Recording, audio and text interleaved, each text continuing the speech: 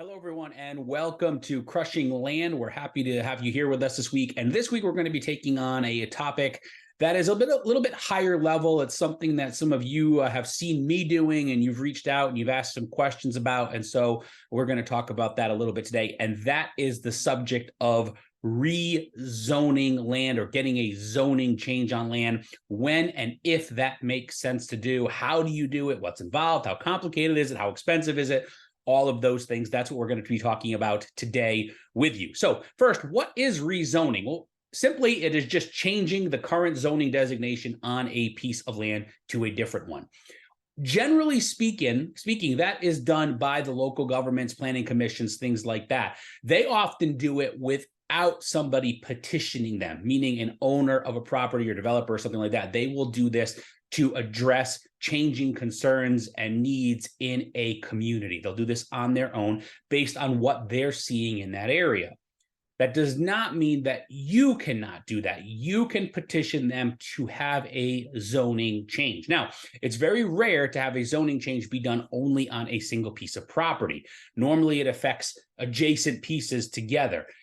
Is it possible that it can be done in a single piece? Yes, but it doesn't happen all that often. So first and foremost, why would you want to change zoning on a piece of property? Well, the reality is to make it more appealable or more appealing to other people, appeal to more buyers, more a bigger group, developers, whatever it may be for that area. We have gotten properties that have been zoned as industrial, for example. Now, as industry moves away, that may not be the most appealing zoning, but you can generally get a piece of industrial land zoned as general commercial. And so because of that, as you're moving that along, you're obviously now being able to use it for more and more uses. Some of the things that we run into more often with our zoning changes is what it can be used for, what can be put on it, and things like that. So, for example, we had some property that we were working with that allowed only single-family homes on it. We looked at the old zoning and we saw that all around it were mobile homes and modular homes. So we petitioned the zoning board to have that changed. We own a number of properties. We wanted it changed so that ours could also accommodate mobile homes and manufactured homes. Now, the way that worked is we petitioned to them. They actually sent out a letter to all the owners in the area that would be affected and basically said, we're going to have a meeting on this. Let us know your thoughts. If you have any concerns or anything like that, let us know in advance. If not, we're just going to move forward with this. Now, of course, in that case, people did not care about it because that's what they already had in that area. And the reason that we were petitioning to get that done, some people may say, well, that's actually bringing the value of the property down, right? Because it's mobile homes and modular homes now as opposed to just single family. But that's what was in the area. That is what the normal buyer in that area was going to be putting on that property. And so we didn't want to limit ourselves to only having single family homes. Now, if we were in a different situation where everything around us was beautiful single family homes, you're not going to go out and petition and say, oh, please, our property only allows this, so let's change it and let's only have, let's allow mobile and modular homes at that time. No, we wouldn't do that, right? Because we would keep it for what's there. It wouldn't really do us any benefit. But looking at what was there, looking at what was around, it made sense to go ahead and do that.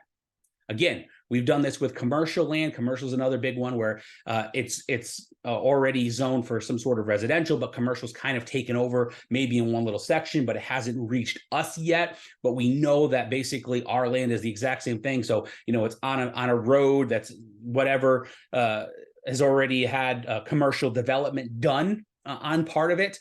And now, as we're getting closer to us, maybe the last few properties are still zoned residential. So it's a matter of getting those changed to commercial zoning as well, which most owners are going to want. Even if they live there, even if they live in the house, they're still going to like that because they're going to be grandfathered in, but it does bring the value of their property up if they ever decide to sell.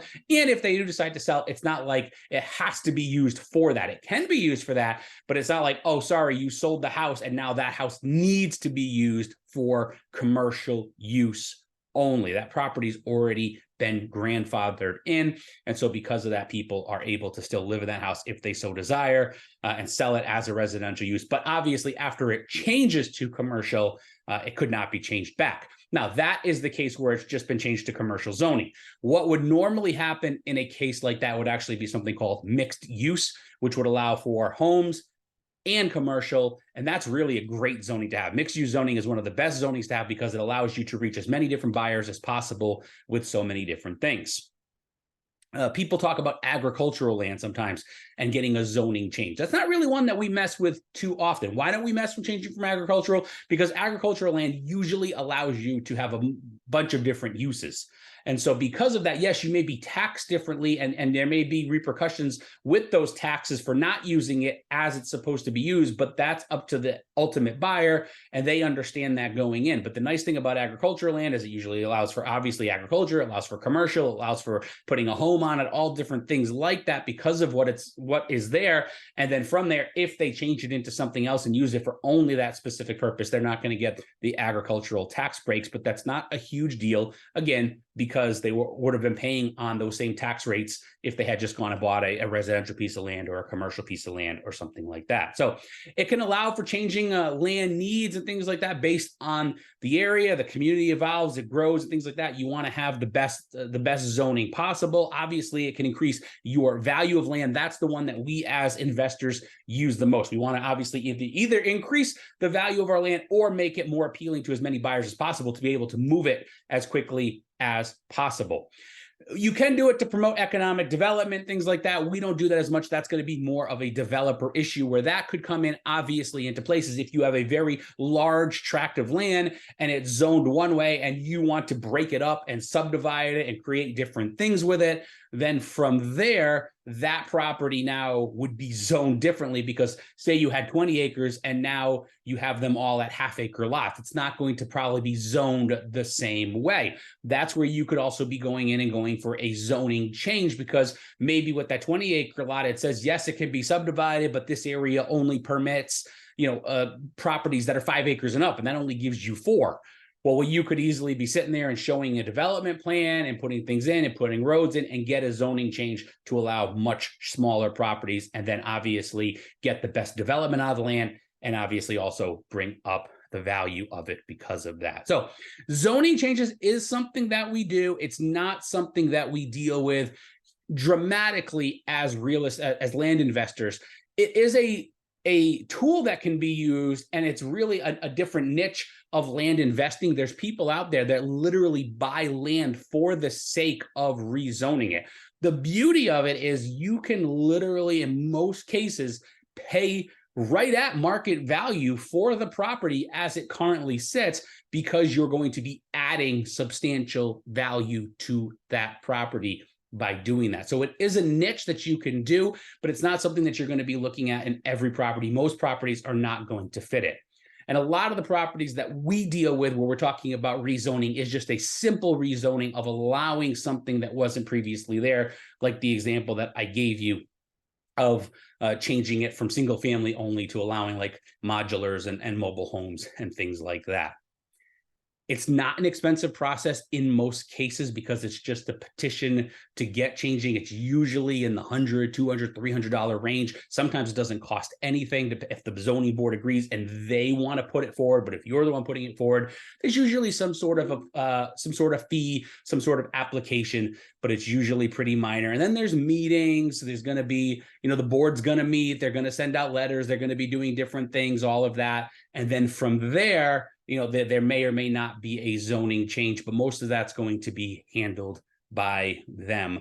So again, something that you can use, something that you can put into your arsenal in certain cases. If you want to really focus on that, like I said, that is a business model that some people do, and that's all they do with targeting these type of properties to try to get a zoning change in them. We talked about before entitlements and subdividing and things like that. A lot of that involves getting a zoning change mixed in with that. But in some cases, you're talking about just getting a zoning change to allow something and then allowing the next person that takes over to just run with it as it sits. So everybody, thanks for joining us. Make sure to keep following us like and subscribe. Tune in each and every week for our regular Crushing Land series. Thanks a lot, everybody. Have a great day.